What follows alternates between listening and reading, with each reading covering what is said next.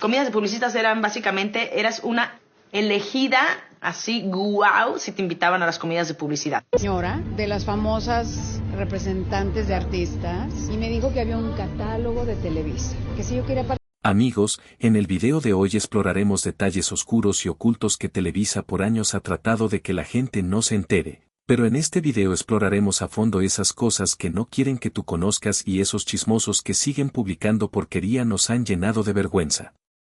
La manipulación mediática, las campañas de mentiras, el silencio encubierto y la complicidad han sido el pan de cada día de Televisa. Famosos productores capaces de hacer lo impensable e inimaginable por su poder y por los deseos de jóvenes que tratan de abrirse un paso en el medio artístico y que muchas veces han caído víctimas de estos productores sin escrúpulos, quienes a cambio de una oportunidad les han pedido lo impensable a cambio de fama. Es casi como hacer un pacto con el diablo, porque aunque muchos piensan que el negocio de Televisa son las telenovelas, los noticieros y los programas de entretenimiento, la historia dice algo totalmente distinto y es que describen a Televisa como un poder, casi como un gobierno en México, en donde las artistas que trabajaban para la empresa podían ser contratadas como acompañantes, damas de compañía para políticos y gente poderosa que son los que meten el dinero a la empresa pagando campaña. Haz publicitarias acomodadas a su favor. La actriz Kate del Castillo señaló que aunque parece un mito y lo niegan, este catálogo es real y según lo escribió en su libro, se usa para que las actrices vayan a entretener a los publicistas y patrocinadores de la empresa. Era básicamente un menú en el que invitaban a las actrices a las comidas de publicidad, porque literalmente esas comidas eran para ofrecer a las actrices a la gente que mete dinero y compra los tiempos y según le exigían a las actrices ir a estas cenas y que si se negaban les decían: ¿cómo que no vas a ir? No te estamos preguntando. Según dijo la actriz Kate del Castillo, le ofrecieron ir a entretener a gente que ella no conocía y eso le pareció de lo más bajo de lo más ruin y no aceptó.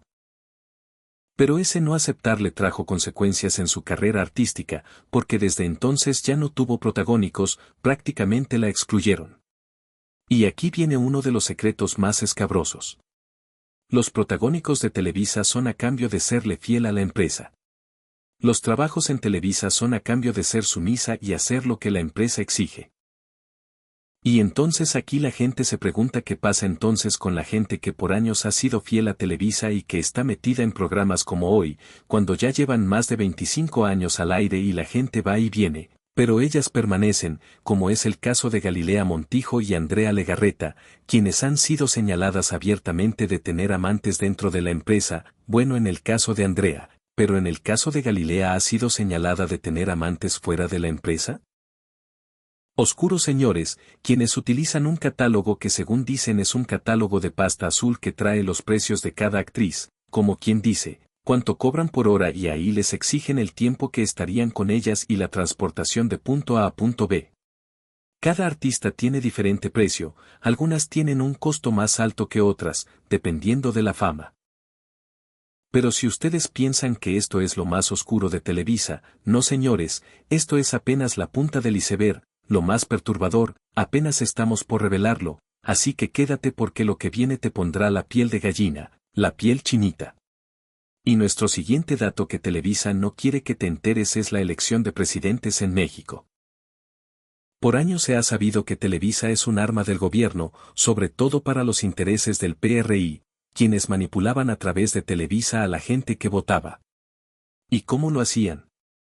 Con campañas favorables, información manipulada, informes y notas pagadas, como por ejemplo cuando Carlos Salinas promocionaba su Plan Solidaridad o el Tratado de Libre Comercio, que eran spots pagados.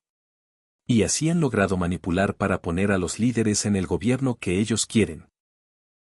Un claro ejemplo fue la elección de Enrique Peña Nieto, mediante una cobertura mediática favorable y la difusión de contenido promocional no debidamente identificado, lo que generó acusaciones de compra encubierta de tiempo aire. Y a pesar de todas las pruebas, la empresa lo ha negado, pero documentos filtrados de Televisa revelaron que había una productora que creaba estos videos y que existía un apoyo coordinado que buscaba construir una imagen positiva de Peña Nieto a pesar de los múltiples escándalos, como sus múltiples amantes e hijos fuera del matrimonio, así como los rumores de homosexualidad. todo eso Televisa lo intentó encubrir en su momento. Televisa lo ha negado argumentando que era promoción normal y que había contrapesos en redes sociales, pero en resumen, la influencia de Televisa fue propaganda disfrazada que generó un apoyo mediático significativo para Enrique Peña Nieto, aunque la magnitud exacta de su impacto sigue siendo debatida. Muchos mirábamos las campañas de promoción de Peña Nieto con las mejores actrices de Televisa o las más populares como Lucero, sí amigos, Lucero, la misma que según dicen, también aparecía en el catálogo haciendo campañas de promoción para el entonces gobernador. Y por supuesto también aparecía ahí Angélica Rivera, mejor conocida como La Gaviota, quien después pasaría a ser la esposa de Peña Nieto mediante algo que se ha discutido por años y que a pesar de los pesares sigue siendo negado. Y es que se dijo en su momento que a Enrique Peña Nieto le ofrecieron 3 actrices. Una era Galilea Montijo, la otra era Andrea Legarreta y la tercera fue Angélica Rivera.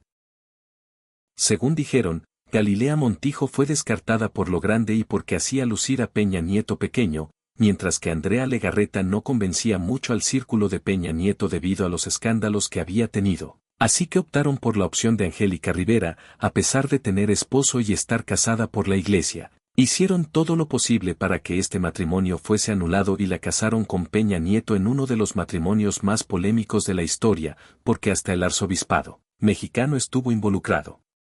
Hubo viajes en avión privado, visitas hasta el Vaticano para ver al mismísimo Papa, acompañados de otra estrella bastante cuestionada, Eduardo Verástegui, a quien muchos atribuían un romance con Peña Nieto. Pero bueno, la historia se cuenta sola, ya que después de los 6 años de gobierno, Angélica Rivera y Peña Nieto se divorciaron. ¿No les parece demasiada casualidad que un matrimonio dure exactamente un sexenio? ¿Qué creen que fue eso? ¿Un verdadero matrimonio o un plan orquestado entre Televisa y Peña Nieto? Y a pesar de ser una época moderna, la maquinaria del gobierno seguía moviéndose a través de la manipulación de masas. Escándalos surgieron durante su gobierno, como la majestuosa mansión conocida como la Casa Blanca, la cual Angélica Rivera decía que era de ella y que se había comprado con sus ganancias de Televisa. Por supuesto que nadie le creyó, ella salió a dar la cara y después de eso la mansión fue abandonada porque era como la mansión de la desgracia, la mansión de la vergüenza. Una historia negra en la política y la televisión mexicana. Aquí cabe recordar las palabras de Emilio el Tigre Azcárraga, quien decía, la televisión es un producto para la gente jodida, porque los ricos no ven televisión, ellos leen libros, escuchan música clásica y leen periódicos. En cambio el pobre llega a su casa, se sienta y ve la telenovela y ahí le podemos meter los productos que nosotros queramos. Busca la basura y encuentras de todo menos una televisión, decía el Tigre, porque la televisión es lo que la gente mira y busca. Y bueno, el siguiente capítulo de esta historia está todavía más espeluznante, así que no te muevas porque no te vas a arrepentir de quedarte, lo que viene es información profunda y muy oscura. Nuestro siguiente capítulo se llama De la farándula a los curules de gobierno.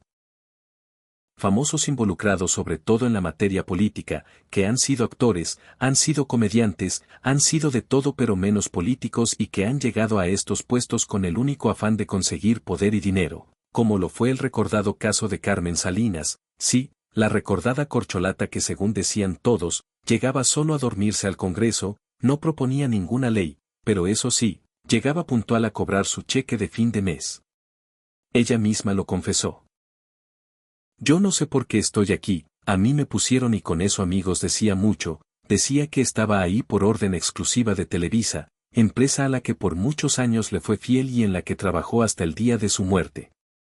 Carmen Salinas fue muy criticada e incluso llegó a decir que ganaba más como actriz que como diputada. ¿A qué se debía entonces que una persona como Carmen Salinas que no sabía nada de política y tenía muy poca letra, muy pocos estudios realmente ella misma dijo que solo había estudiado hasta tercero de primaria, estuviera ocupando un puesto que era para alguien mejor preparado? Televisa paga muy bien a los que le son fieles por años, porque cuando Kate del Castillo dijo lo del catálogo de Televisa, la primera en brincar fue Carmen Salinas, quien dijo que Kate del Castillo no debería hablar de una empresa donde trabaja su papá y que le ha dado mucho. Y también en una ocasión Carlos Salinas de Gortari fue al Teatro Blanquita y Carmen Salinas fue la primera que se paró y le dio un reconocimiento al mandatario. Y es por eso que Carmen Salinas era premiada con puestos en el gobierno, por ser una de las hijas fieras de Televisa y por ser la primera en defender a la empresa con uñas y dientes. Y en esta misma categoría caen Andrea Legarreta y Galilea Montijo, quienes estuvieron a punto de ser primera dama gracias a su lealtad a Televisa y a que siempre han sido muy obedientes. Pero no han sido las únicas, es decir, Carmen Salinas no ha sido la única beneficiada por parte de Televisa con un puesto en el gobierno, también lo fue la recordada Silvia Pinal, señores, una favorita de Emilio Azcárraga y que según dicen los rumores, siempre fue su amante desde que ella era muy joven hasta que él ya estaba muy viejo. Decía Silvia Pinal que ella lo vio morir y que el tigre la quiso mucho, incluso aconsejándola sobre sus matrimonios y dándole las mejores oportunidades posibles. Y sí amigos, Silvia Pinal también llegó a formar parte del gobierno, primero siendo esposa del gobernador de Tlaxcala y después pasando a formar parte de una diputación en la cual se mantuvo por casi 10 años. Pero no solamente Silvia Pinal, también está Sergio Mayer, quien llegó a ser diputado por Morena y también Irma Serrano la Tigresa, quien primero fue diputada y senadora por el Partido Revolucionario Institucional, después por el Partido de la Revolución Democrática e incluso también lo hizo de manera independiente. Y ojo, porque todavía falta lo más turbio de esta historia. Según lo que se ha filtrado en unos documentos, es que Televisa mandaba a estos diputados a trabajar para el gobierno, usándolos como infiltrados, como espías, para que ellos supieran lo que venía y cómo podían manipularlo. Y no solamente eso, sino también cómo podían sacar dinero de campañas políticas. Ese era el punto principal del por qué esos diputados estaban metidos ahí, no por vocación ni por capacidad, sino simplemente como actores, fingiendo un puesto, interpretando un papel más, pero esta vez no frente a las cámaras, sino dentro del poder.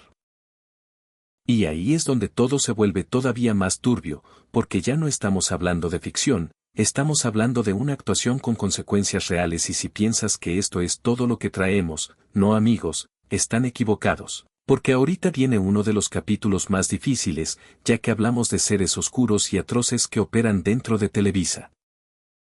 Un capítulo llamativo fue cuando la actriz Sasha Sokol sacó y denunció por abuso a Luis de Llano, uno de los más grandes productores de Televisa, hijo de Rita Macedo y de Luis de Llano Palmer.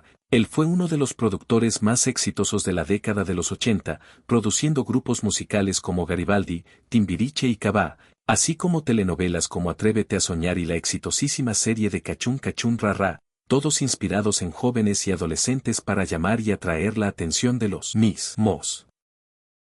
Pero había un secreto oscuro sobre él, y es que según dicen le gustaban las jovencitas, cosa que nadie denunció, todos se hicieron de la vista gorda, sobre todo cuando presentaba a Sasha Sokol como su novia. Siendo ella una jovencita de 14 años y él un adulto de 39, un dato verdaderamente perturbador y que nadie denunció ni llevó a corte hasta tiempos modernos, cuando estamos en otra era y cuando Sasha realmente vio que no había existido nunca amor, sino que aquello fue engaño y abuso, pero en un momento todos lo romantizaron, incluso existe el rumor de que Sasha Sokol perdió un hijo de Luis de Llano.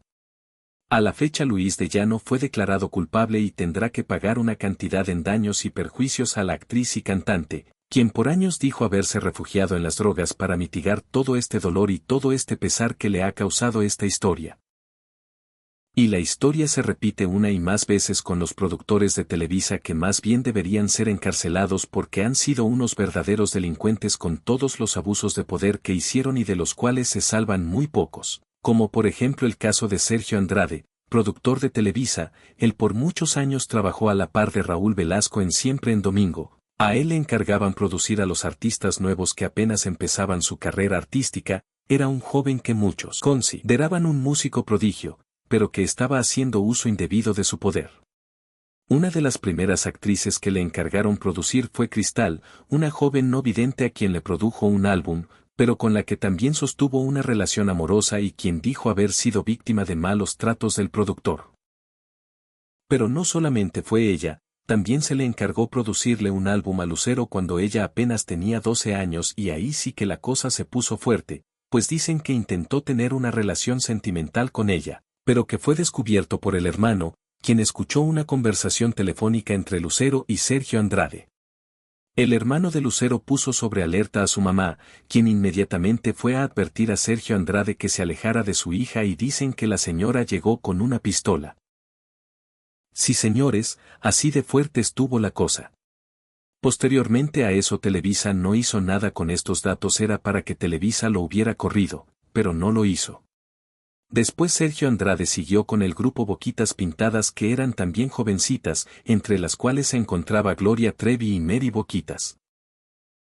El productor se casó con Mary Boquitas cuando apenas tenía 14 años, quien dijo que era demasiado joven para saber lo que hacía y Televisa miraba esto como algo normal. Un productor cuarentón casado con una mujer de 14 años, un hecho verdaderamente lamentable y que ellos siguieron consintiendo hasta que fue demasiado tarde y ya no hubo vuelta atrás porque todo se salió de control. Muchos dicen que esto pudo haberse evitado con una simple denuncia porque era una violación a los derechos humanos. Un matrimonio infantil, dijo Mary Boquitas, que fue un matrimonio express, sin detalles románticos, sin vestido de novia, sin cuidado, sin preparativos de ninguna clase.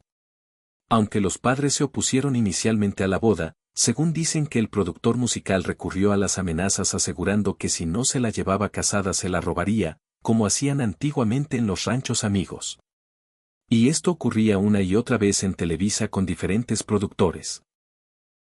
Y es que uno de los casos más intrigantes y más oscuros es el de Ernesto Alonso, apodado el señor telenovela y uno de los productores favoritos de Televisa, pero ese señor tenía más secretos que cualquiera de sus telenovelas, es más, su vida real era mucho más intrigante que cualquiera de ellas, porque según dicen era un señor que pedía favores de tipo sexual para dar los papeles a los actores, una historia oscura que nunca ha salido a la luz por los supuestos pactos y por la protección de Televisa hacia el señor telenovela y su privacidad. Pero según contaron, fueron muchos los amantes del señor Ernesto Alonso y a él también se le atribuye otro secreto todavía más oscuro, la brujería, la santería, la hechicería que realizaba con gente de Televisa en lo que se conoce como la Misa Negra, y de ese capítulo ahorita pasamos, así que no se vaya porque lo que sigue está todavía más escalofriante. Aconteció que se llevaron presos a un grupo denominado los narcosatánicos, quienes estando en prisión confesaron que hacían misas negras y que a estas misas asistían actrices de Televisa como Yuri y Lucía Méndez. Esto fue un escandalazo en su momento y Televisa rápidamente mandó a Raúl Velasco a entrevistar a Lucía Méndez para aclarar los rumores y poner todo a favor de la actriz, negándolo todo, diciendo que estaba siendo víctima de calumnias y que estos seres que estaban presos la habían jalado únicamente para difamarla y que ella desconocía completamente las intenciones de ellos. Pero señores, lo que se sabe es que Lucía Méndez participaba en telenovelas que dirigía el señor Ernesto Alonso y que era común que el señor hiciera rituales para que sus novelas tuvieran éxito. Y es que sí, el señor hacía telenovelas de tipo oscuro como El Maleficio o El extraño retorno de Diana Salazar, novelas en las cuales se tocaba la brujería y situaciones paranormales, temas que eran los que al señor Ernesto Alonso le gustaban.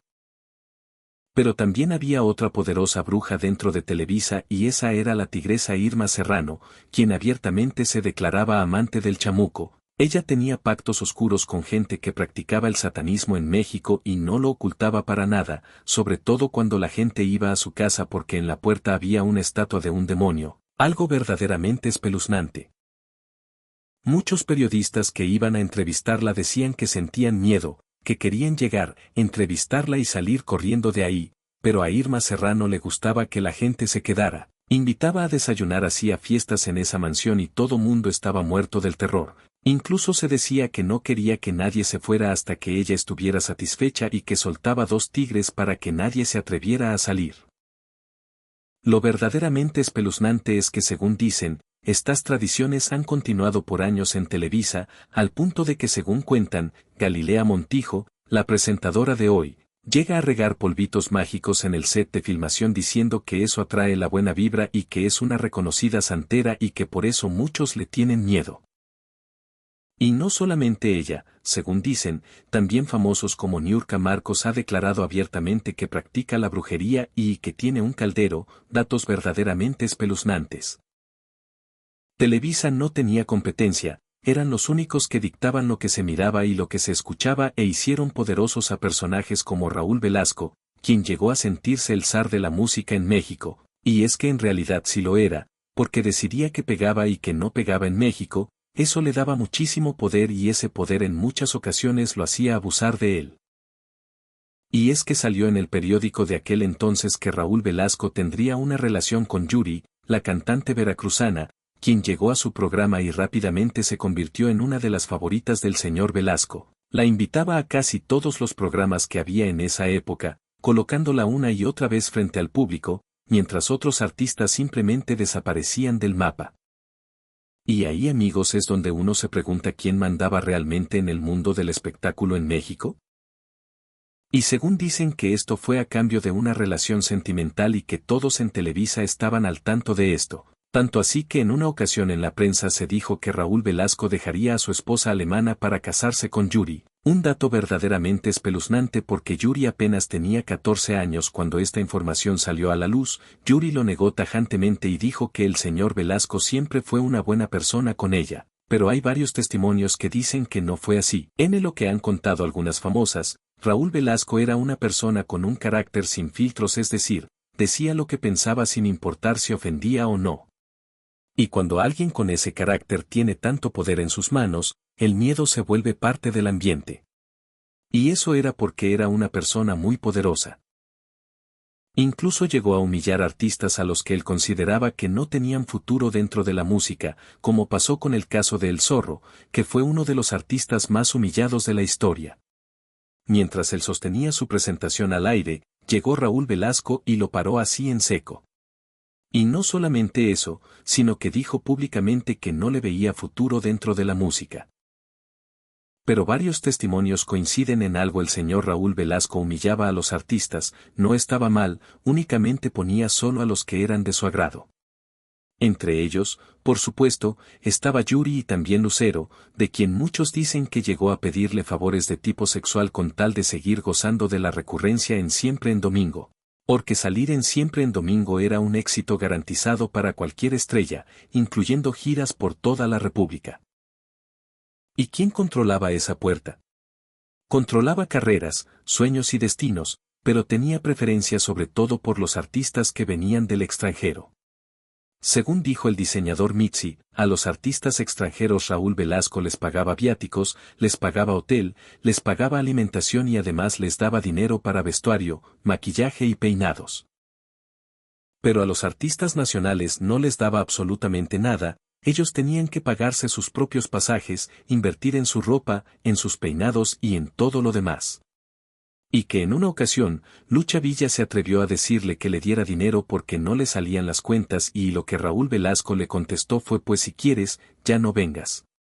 Una manera déspota de tratar a los artistas mexicanos, a los que consideraba prácticamente de su propiedad.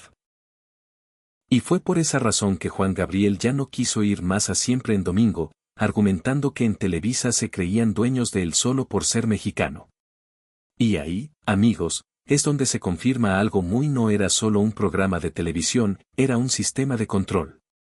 Pero cuando Juan Gabriel viajaba a otros países como Venezuela, Ecuador o Argentina, le pagaban para ir a los programas de televisión, en cambio en México no le daban ni para los viáticos. Entonces él se negó a seguir yendo.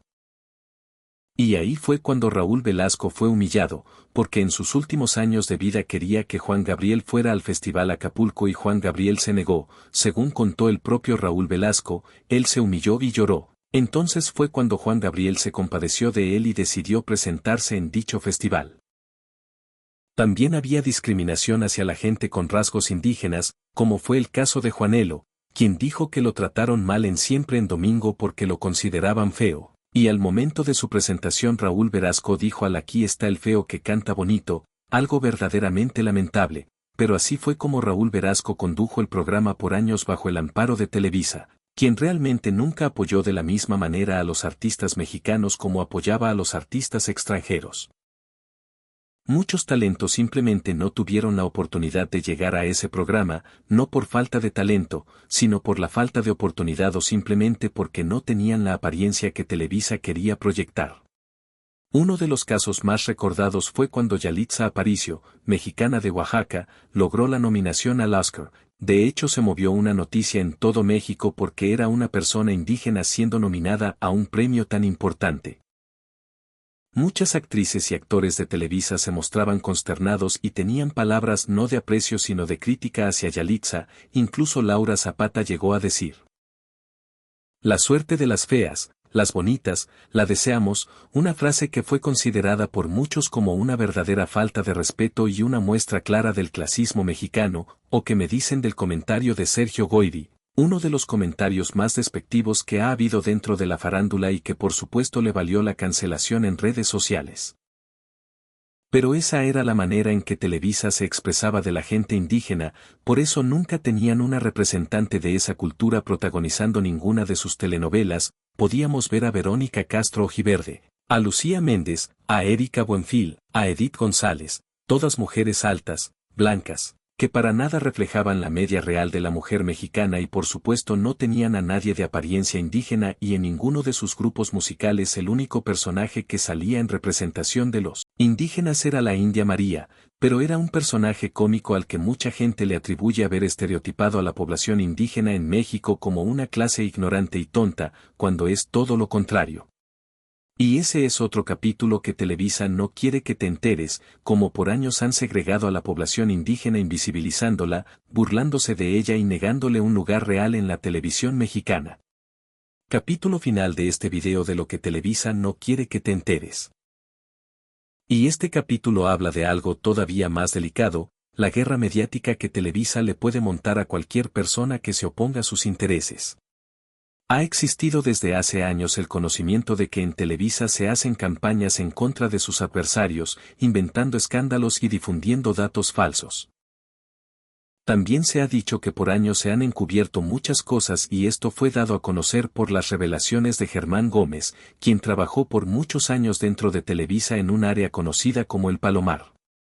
Según él, ahí se encargaban de montar campañas en contra de personas que iban en contra de los intereses de la empresa, se fabricaban narrativas, se sembraban mentiras y se destruían reputaciones completas.